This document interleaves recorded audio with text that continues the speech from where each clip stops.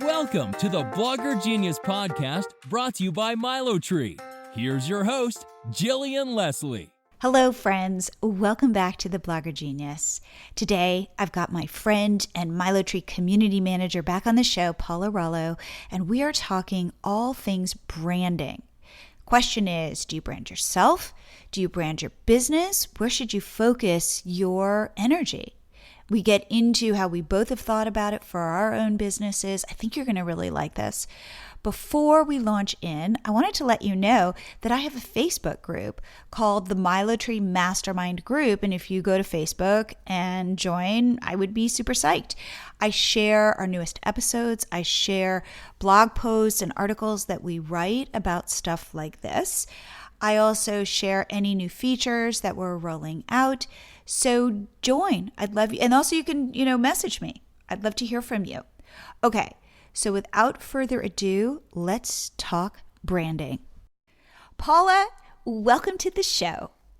Thank you for having me. I love this. So today we are talking all things branding. And even before I pressed record, we were talking about, do you brand your business? Do you brand yourself? How do you think about branding? And we were talking about how branding goes way beyond going to Fiverr and hiring somebody to create a logo for you.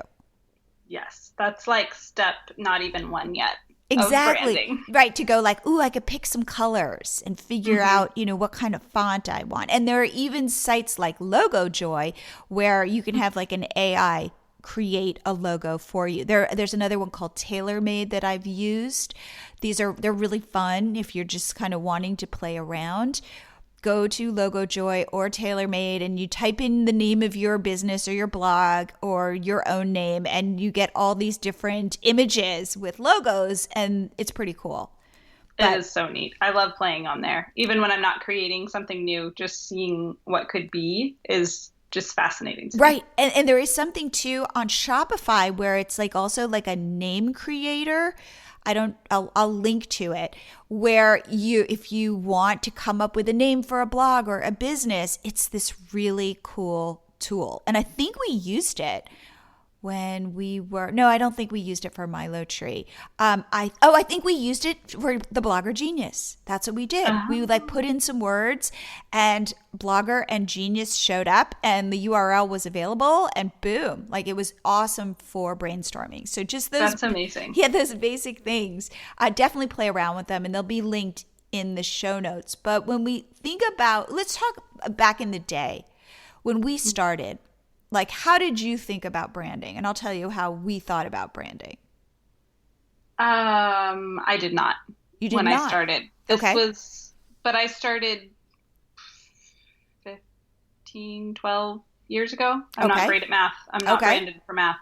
I started in the days of online journaling. So it was just whatever I wanted to say in that moment, I said. And there was no vision of who I'm talking to.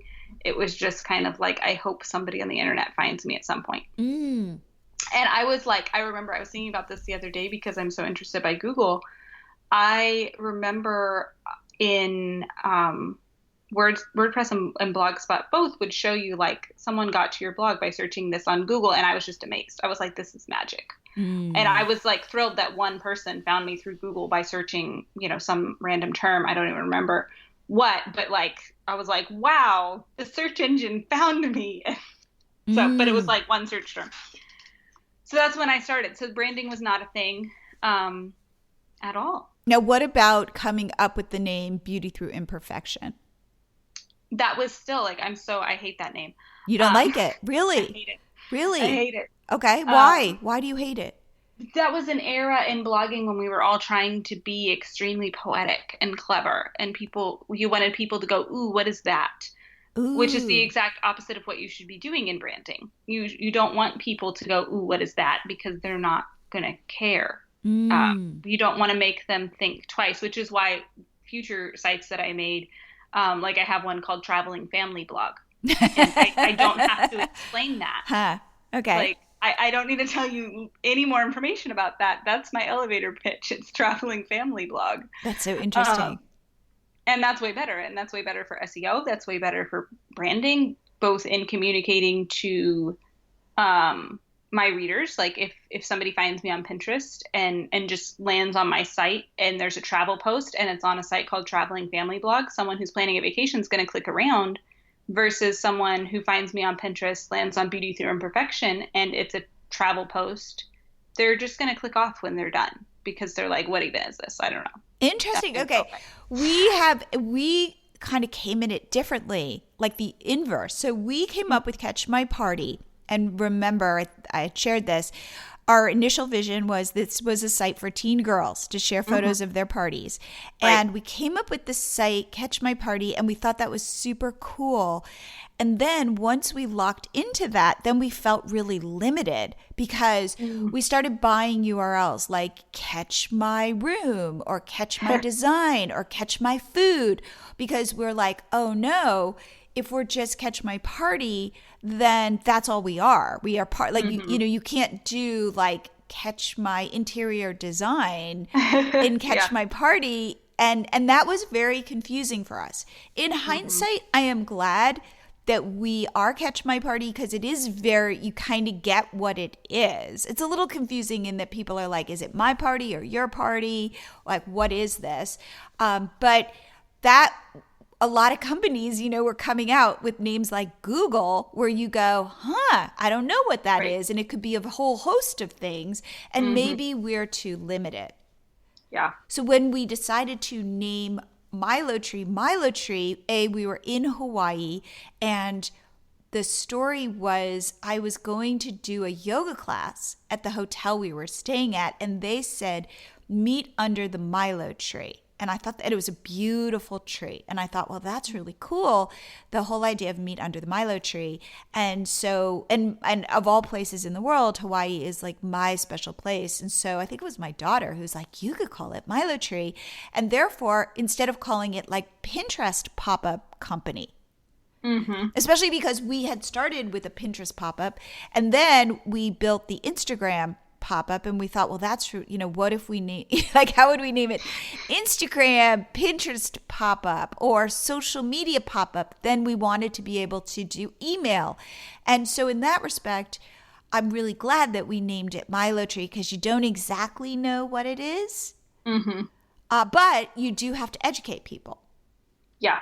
To say, oh, this is what it is. And MiloTree in and of itself is a slightly complicated product because you can do all these different things with it. And I would say that therefore, in terms of our brand, we do struggle with messaging. We are constantly going back to our homepage and reading it over and going like, we're so close to it. Does this make sense? In fact, if anybody goes to MiloTree right now and reads it and has some thoughts about how we could make our copy easier to understand, I am so open to that because, again, we are so close to it. So in that respect, we started with something very specific, Catch My Party, and then we went to something kind of general with MiloTree, and so we've been straddling both. Yeah, and I think that there is value to both, and it depends on the type of business that you're running. And for a more tech thing, you are dealing with people who are coming to you with a specific problem. Right. And they're willing to ask questions. Where for a parenting blog reaching the general public, they don't know that they need me. They didn't come out today looking for a new parenting blog, and that's not a burning desire in their heart. But I could convince them to stick around if I had really good branding and I could convince them that I was solving a problem that they had.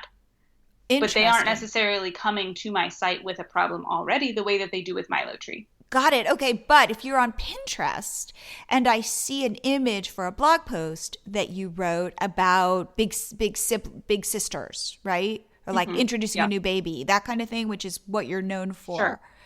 And then they land on Beauty Through Imperfection. Do you feel like there is a story there to go, oh, wait, this woman knows what she's talking about. I should stick around. Like, are there paths in your blog to help people stick around? Yes. So I've created the paths in my copy, in the things that I write. There's photos. It's very clear what you should do next if you're in this position. But if I had my business to do over again, I would have narrowed in more at the beginning to toddlers or babies, and built something out around that instead of a little bit of everything. Okay, because there was a time in our industry when a little bit of everything was good. Yes. And that was much stronger. But as the industry has evolved, as Google has gotten smarter, as consumers have been overwhelmed with content, right, I'm now in a position where I overwhelm anyone and everyone with content because I have thousands of posts. I could trim them down. I could do a lot of things to fix this problem. I just personally don't want to because it's my baby and I like my baby how it is. and by the way, because you've been at it for a while, you do have Google authority in certain realms, in certain realms. Like so I was just going to say, I feel like if you were a lifestyle blogger 10 years ago and you've been around creating posts, Google understands you more than, say, today. If I were to say, I'm going to start a lifestyle blog, I'd be like, no, you might want to focus in on something. But my authority is still lower in certain things, even things that I'm very knowledgeable about, because now the competition isn't with another person who's all over the place. Like if I put up a birthday party, I'm not just competing with other mommy bloggers who have birthday parties. I'm competing with Catch My Party. Right. And Catch My Party is always going to have more party juice. Right. Because Google's going to know, well, if they decide they didn't like that Moana party, Catch My Party has 15 other Moana parties. Right. But Beauty Through Imperfection doesn't. Beauty Through Imperfection has one. And it might be the best Moana party ever. I don't actually have a Moana party. But it might be the best one on the internet. But Google still may give Catch My Party a little bit more weight there because Catch My Party is focused in on parties. Right. And you have the one for 3-year-olds and the one for 10-year-olds. And you have the one that's outdoor and the one that's indoor. And you answer that so completely. It's a lot more about authority now than it was before. Google's not just looking at the one post, it's looking at the whole site, which can help you if you've been around for a long time, or it can hurt you. And sometimes it's doing both at once. Hey, are you a blogger or entrepreneur who loves their business but is a little overwhelmed with all that you have to do in a day? Well, you are not alone. We all feel this way. So I want to share a pop-up tool that will increase your social media followers, grow your email list, build your traffic, and it is called MiloTree. MiloTree is a pop-up app that my husband David built for our first site, Catch My Party. In the 4 years that we've been using the MiloTree pop-up on Catch My Party, our Pinterest account has grown exponentially to over 1.1 million followers. And our Instagram has grown to over 160,000 followers. And these social networks now drive millions of page views to our site every single month. MiloTree works to grow followers on Pinterest, Instagram, Facebook, YouTube. It'll grow your sales on Shopify or Etsy, and it will even grow your email list. You can focus on growing one platform at a time or switch between several. The choice is yours. MiloTree. It's easy to install. You can do it in under 3 minutes. It's completely optimized. Right now, you can get your first 30 days for free. Just go to MiloTree.com to sign up for your free trial. If you are not converting your site visitors into followers, subscribers, and customers, you need to change your strategy. To take the first step, head over to MiloTree.com and start your free trial. There's no risk, and you'll be joining thousands of other professional bloggers who are already using MiloTree to grow their businesses. As a bonus, once you sign up, I'll send you valuable business tips each week to help you continue to accelerate your growth. You can't be everywhere all the time, so let MiloTree work for you. It's fast, it's easy, and it gets results. So what are you waiting for? Head to MiloTree.com and start your free trial. Let's talk about personal branding versus blog branding or company branding, that kind of thing. And that is something that you and I talk a lot about. So I just started Jillian Tober Leslie, my own Instagram account, and I have resisted doing this forever for a whole host of reasons. One, do I really need 3 accounts? You know, I've got Catch My Party, I've got MiloTree, and do I really need to manage another one? 2, I weirdly haven't really wanted to put myself out there. I don't think just mostly I'm an introvert, and 2, I don't think my life is that interesting, although my mom begs to differ. And 3, it just felt like more overhead. However, I have launched it and I'm really liking it. But what I did before launching Jillian Tober Leslie, and it's TOHBER if you're looking for it, is I thought about what is the intention behind this in terms of my what happened was if you go back into the archives, I got shamed by a guest who's like an Instagram expert who looked at Catch My Party and was like, what are you doing with this? Because I had put some MiloTree stuff on it. And she's like, you need to have a personal Instagram account and you need to have other business accounts. And that's what she does, is she has a personal account and a business account. And I thought, oh, it's a lot. But even people like Britt Marin from Brit & Co. has her own Instagram account, and then she has her company Instagram account. So what I decided to do was, as an exercise for myself, to challenge myself to kind of come out and say, here is who I am. 2, to not be so siloed in my businesses, because yes, I'm the person behind Catch My Party. Yes, I'm the person behind MiloTree, but I'm doing all this stuff. It's like my one life and I should share it.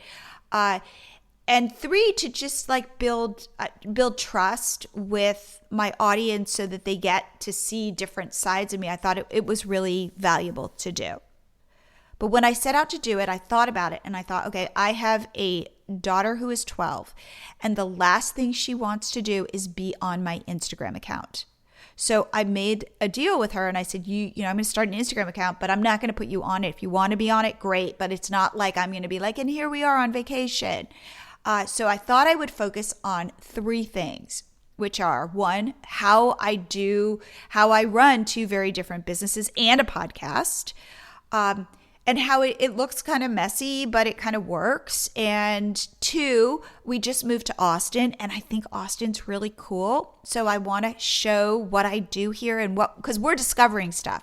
So if I'm discovering it, I want to share that and to show that it's a really interesting, cool city with great food. And then 3, I try very hard to focus in my own way on my own wellness. So, in fact, I forgot to post today that I'm doing this boot camp, and it's really hard and I don't like it, but I also really love it. And it's a struggle, and I want to show that because it does make me feel better. So anything that I'm doing for my own sense of self and health, I also want to show that. So if my daughter shows up or my husband shows up, great, but it's not going to be focused on my family. But if we're traveling and I see cool stuff, I want to share that. But really, I just want to let people in that, like, I weirdly eat a ton of chocolate, and I do, and I eat it for breakfast. And I just kind of want to share these quirky things about me. So that's the idea. And that there really is a person. I don't know if anybody, it's funny. So on MiloTree, you can there's like a little talk button thing, you know, like a little pop-up, and says like, hey, and I'm the person on the other end of that. And people will go like, wait, and it'll say like, hey, I'm Jillian. Can I help you set up your pop-ups or whatever? And somebody will talk to me and they'll be like, this isn't really Jillian. This is like a bot. And I'm like, no, it's really me. And they're always so surprised that it's me. And that I'm there just trying to help people answer their questions or help them install their WordPress plugin or whatever it is, because I'm really here just doing the stuff to run the business. There's no big team, you know? So it's just humanizing the whole thing. It does. And it allows us to feel like we know MiloTree. And that's what goes back to deciding at what point in your business you want to be a brand with a personality, which is a really strong strategy, or to be the brand yourself, which is another really strong strategy. But I think a lot of bloggers and brands get stuck trying to be both, and in trying to be both, they're really neither. Okay. So share more about how you think about, like, what brands do you think have a personality? So I think one that a lot of people know about is Wendys. Right. If you go to Wendys Twitter, if you've never been on it, like, go to it. It is the most entertaining thing ever. You could just spend an hour reading Wendys tweets because they're so funny. But I don't know who's behind Wendys tweets. Right. Because the point of Wendys tweets is to make me think about Wendy's all day and then go buy a burger. Right. Right. It's not to be like, oh, you know, that Dave Thomas was a great guy. Right. Nobody, you know, he seemed like a great guy. I don't know if he was or not. But, like, nobody really cares about that at the end of the day. The Thomas Foundation does cool stuff, whatever. They're not talking about any of that. They just want you to go buy a burger. And they want you to buy their burger instead of somebody else's. And they shade other burgers. I mean, they're so funny. But it's asking that question of, is this going to be you? Or is this going to be a brand with a personality? But you can't also, because then brands will also go the other direction if they don't want there to be a face, if they don't want it to be Jillian out front or Paula out front, then they just lose all personality. Exactly. Which is not good either. People want to connect with something. Even if it's not the other person, they need to be able to connect with what is going on this site, which Traveling Family Blog is actually this way. My face is not front and center of Traveling Family Blog. There's a lot of contributors on it. There's various things happening on there all the time. I don't even know if my name's on it anywhere, honestly. It might be, it might not be. But there is still a personality of fun, adventurous, talking about doing things with kids, getting out there, that reflects the Traveling Family Blog brand, even though it's not Paula Rollo. Interesting. I was coaching two women who have a very, very popular wellness site. And they too have contributors. And we were talking about their business. And the first thing that I did was I went to their site and I'm looking desperately for the about section. Like, why does this site exist? Like, who's behind it? And they really hid all of that information. And when I talked to them, I said, where are you guys? And it turns out that one of them had dealt with breast cancer and they've really been dealing, like really incorporating wellness into their lives. And that was the motivation. And I said, where's that story? Because I don't know why. I need to know the why of why this blog or this site exists, even if you have contributors and stuff. And they said, well, our goal is to one day sell this. And so we then want to keep it kind of faceless and nameless. And we think that that's the better strategy. And I said, well, ultimately, you can sell this. But I do think if you want to grow it in the short term, you might want to at least put that. It was a really touching story about how a health crisis led to this journey of wellness. And I said, that is so compelling. That immediately you can attract so many women who are struggling with this, or that you found a way out, or you found a direction that has led you to more health. You know, that is like, don't be, because you're hoping to sell this eventually. Don't hide behind that. Like who knows how your business will change. And it's funny because I could say that to them, but it's like I'm now trying to figure out how to put myself out there in a way that is authentic. And the one thing that I would say, we talked about this too before we pressed record, is how to position your brand where it isn't all about you, but it's how your brand, even if it's a personal brand, can be of service to other people. Yes. And I think that is a tricky thing to think about. Because again, you go, well, what makes me special? And you can use it as a way to like feel good about yourself, or put yourself, humble brag, or do whatever it is. I'm like, oh my God, I'm like the best person ever. Instead of saying, well, wait a second, I'm just a person who is kind of stumbling through life, trying to find solutions in my own life. And maybe I can be of service by helping you along the way, just by sharing what I'm doing. Right.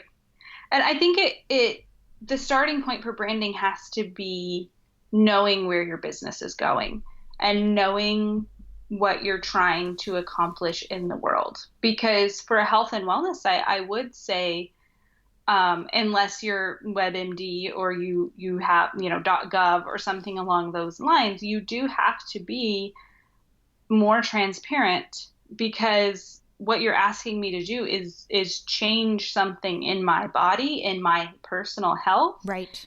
And you need to prove to me why I should trust you to do that. And your personal story will help, your credentials will help. There's a lot that can go into that, but I need to know that you know more than me about health and wellness. It's similar with building a brand for business tips. Anybody could put up a businessadvice.com, but they could be some 20-year-old in their mom's basement for all we know. Right. I need to know that you built a successful business for me to go ahead and follow your path and follow your advice. Right.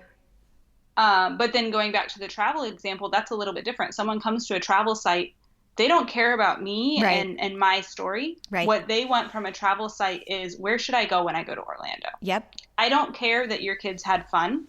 Yes, exactly. I just want to know where my kids are. Yep. And so I did remove myself from the narrative, because people want to picture themselves. And so when you go to that travel site, it's specifically for people to picture their family there. Yep. And not to just see pictures of my family there. No, and in fact, there are travel sites who work a different way than this. People live vicariously through people, through the travel blogger and the travel family up front.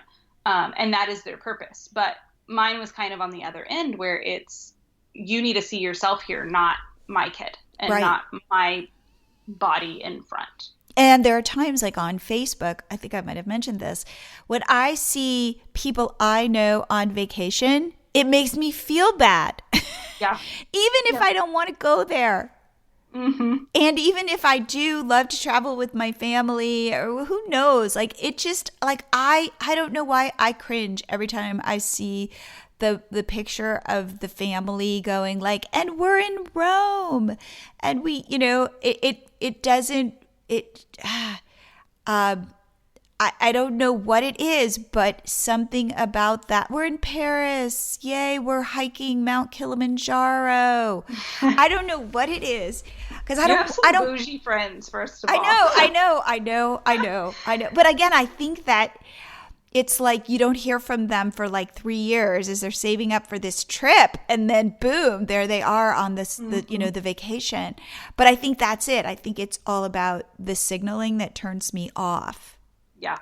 And so that's the thing that if you focus your personal brand on how you can be of service to others, I think it helps keep you more honest. Yes.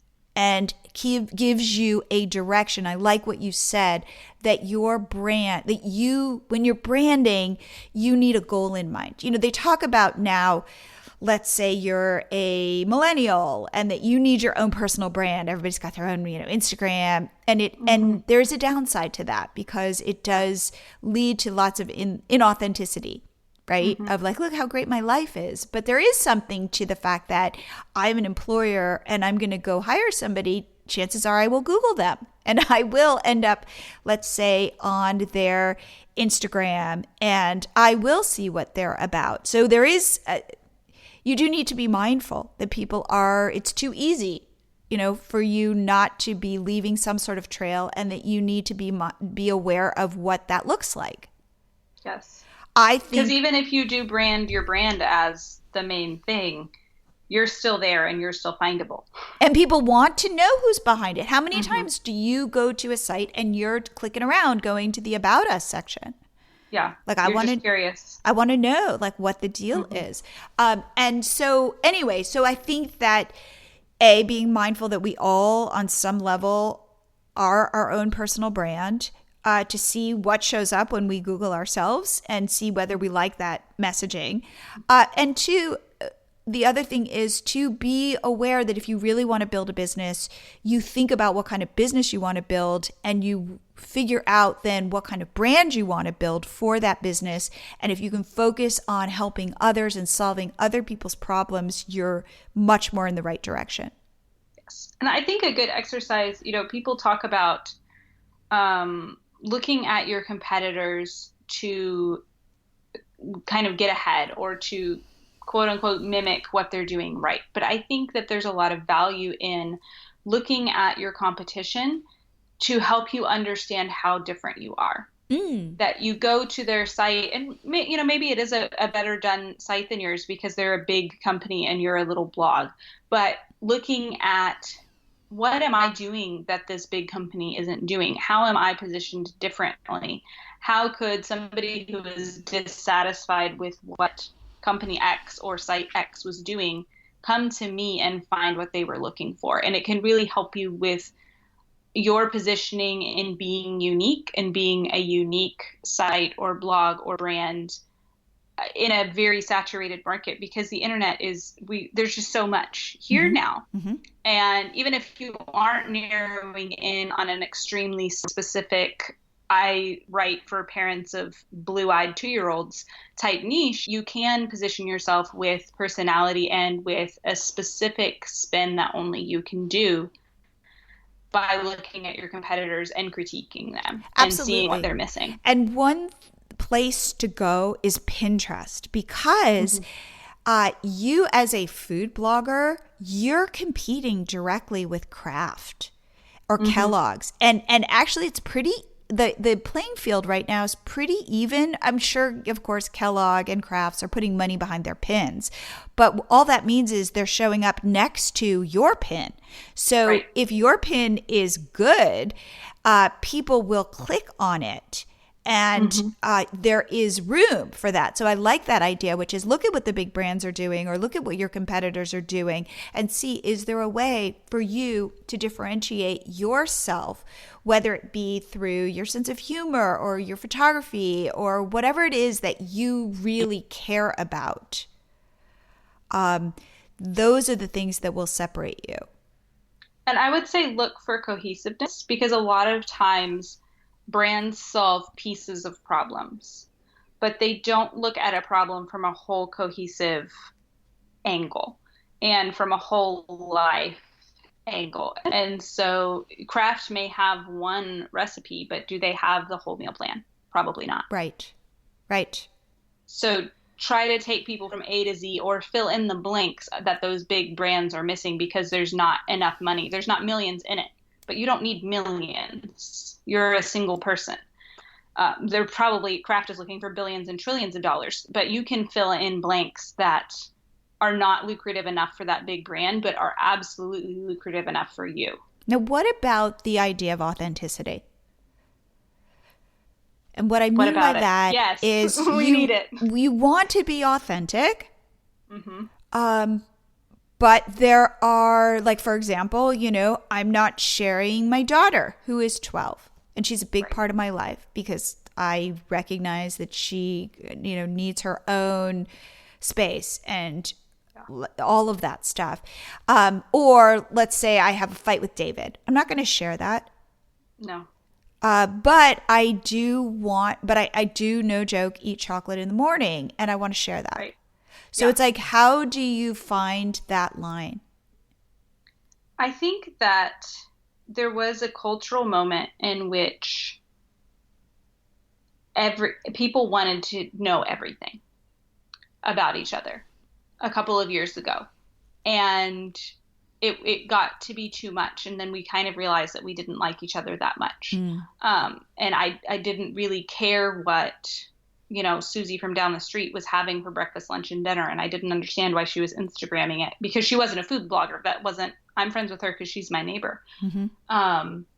There were people publishing everything about their breakups. And it was just like, I don't need that. But I appreciate that society has moved past that cultural moment. And people want you to be honest, but people understand that there are boundaries now. And people understand that those boundaries are going to look different for different people. Like I don't put my kids' faces are all over my Instagram. And my Instagram's public. So my kids are out there. And they're excited about it right now. They're much younger than your child. Right. They haven't Yeah. hit the Just awkward wait. stage. Yes. My son's kind of getting there. Some days he wants his picture up and then other times he's not about it. So I totally let him decide if a photo is published or not. But I think people understand that those boundaries are going to be different. But what I was saying, so my kids' photos are up, but I don't post their names. Mm-hmm. And so that's a boundary that I draw. Even if one of my friends comments and is like, oh, so-and-so, my child's name looks so cute, I delete it mm-hmm. because I don't mm-hmm. want their names to be public. And that's just a weird boundary line that I've drawn. But there's a certain understanding that people can tell if you're trying to feed a narrative of, oh, look at Jillian, her life's perfect. Mm. Or if you are just drawing boundaries, because honestly, I don't want to know when you fight with David. Mm-hmm. Mm-hmm. I don't want to know when your daughter had a bad day. I can't remember if you used her name or not, but I don't want those things on social media. I want to hear about your successes and I want to hear about maybe some of your struggles, but I don't want to feel awkward that you shared with me somebody else's story. Right. I want to know that you struggled today to get up to go to boot camp. Yep. But not that you were annoyed because your husband's alarm went off early or something. Right. I don't know who gets up first in your house. That's just an example. Right. But I think that there's a difference between authenticity and oversharing. And for a while, we were all oversharing on the internet, and that's over. Thank goodness. Right. And now it is about creating, like you said, even millennials who are not influencers, they have their personal brand that they share online. Right. And like if you're friends with me on Facebook, I post jokes. That's all I post on my Facebook. Sometimes I post pictures of my kids, but it's just jokes. Mm-hmm. And that's my mm-hmm. Facebook brand. I mm-hmm. didn't intentionally do that. It's just that I have to be online all the time. And so when I'm on Facebook, I want to laugh. Mm. But that is a brand that I've created for myself on my Facebook page. And if I posted something really Debbie Downer, even my friends would be like, whoa, mm-hmm. feeling a little dark today? Mm-hmm. That's off brand. Right. Why is this not a joke? Why am I not laughing on your profile? Right. So I think that there's an understanding. No one assumes that I'm happy all the time because I post all these jokes. Right. They just know I wanted to post a joke today. And so for our brands, I think as long as we're not lying, as long as we're not manipulating, because people can tell when we're manipulating, when we're saying, oh my gosh, being an entrepreneur is so easy. Right. Everything about my life is easy and good because I'm an entrepreneur. People can smell that a mile away. Right. But I had a good day. I did a quirky thing. I ate my chocolate. That's being authentic. That's being honest, even though you didn't share that you're really mad at a brand contract right now. Right. Or you're stressed out about if the lights are going to stay on next month. You don't have to share that much. But being authentic and being honest about what you do share is the key, I think, online in this current cultural moment. Right. And I like that. I like that discrepancy, or that you can be authentic in what you share and you don't have to share everything. Yes. But I do think that people sniff out when we are trying to present ourselves in ways that aren't truthful. And I do, again, I don't like it when, I smell when people are doing things like virtue signaling, like, oh my God, I'm so modest, or I'm so mm-hmm. this, or what. And again, I think that the way to get out of ourselves, even in personal branding, is to be of service. Yes. Is to focus on the other person. Mm-hmm. Having a tween, the one thing that I say to her all the time is, nobody is thinking about you. Yes. At this age, you think everybody is just so focused on you. And nobody mm-hmm. is, because everybody's so focused on themselves. So if you are actually less focused on yourself and more focused on other people, you're the rare person. Yeah. And that, I think, is really powerful when it comes to branding mm-hmm. and to business, to growing businesses. Absolutely. I would say that the other thing is to be authentic about the emotion that you're feeling in the moment. Mm. And what I mean is this, like when you said people are basically humble bragging or whatever, that always irritates me, because when people are like, oh, I got this award, I feel so humble. I'm like, no, you don't. You're proud. You're proud of yourself. Right. Don't act like you're not. Right. If you felt so humble, you wouldn't be posting this on Instagram. Right. But that's okay. It's okay to post and be like, wow, guys, I'm really proud that I did this. Right. And this was really neat. And 10 years ago, I never would have expected that this would be possible. And this is a really cool moment. Celebrate with me. Right. And then people can pile on and they're not like, oh, Jill's fishing for compliments. Totally. They're like, wow, Jill, that's amazing. I'm so excited with you. And I feel like I can feel an emotion with you instead of, well, I feel excited for her, but she feels all like humble and weird and awkward about it. So I'm just not going to comment. And then I don't like her. Yes. And then I do not like her. She thinks she's tricking us. Like she's this humble, abased person, when it's okay to be like, you know what? I did something cool and I'm proud of that. Absolutely. If it was every post and I was like, guess what? I'm the best mom ever. I know. No. Right. That would be irritating. Right. But being true and authentic about, I'm feeling down in this moment. Yep. And the opposite is true too. Like, oh, this and this and this went wrong, but I'm just so excited about life, guys. Like, no, you're not. You're having a bad day, and that's okay. Right. Be honest about that emotion that you're feeling, and then people can connect to it and can share in whatever emotion that is, instead of feeling like they're so drastically different from you, because they wouldn't be excited that they got laid off. They would be a little bit freaked out. Yep. Absolutely. Or they wouldn't be humble that they got an award. They would be excited and proud. Allow people to share in those emotions with you.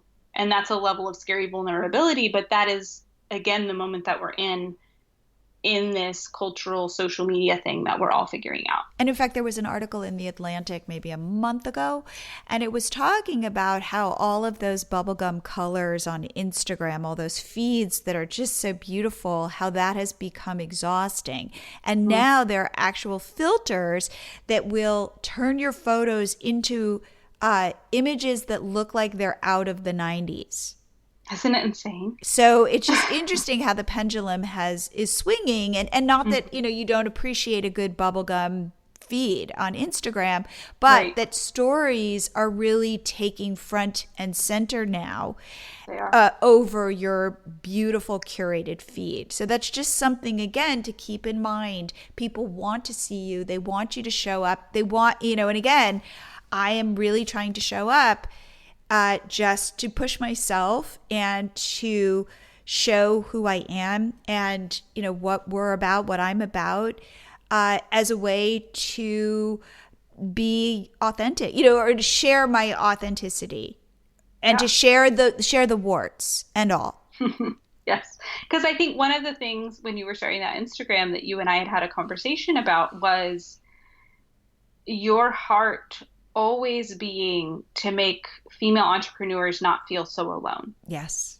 And we talked about how a brand can't do that you as Jillian make a female entrepreneur feel not alone. A female entrepreneur who sometimes feels alone.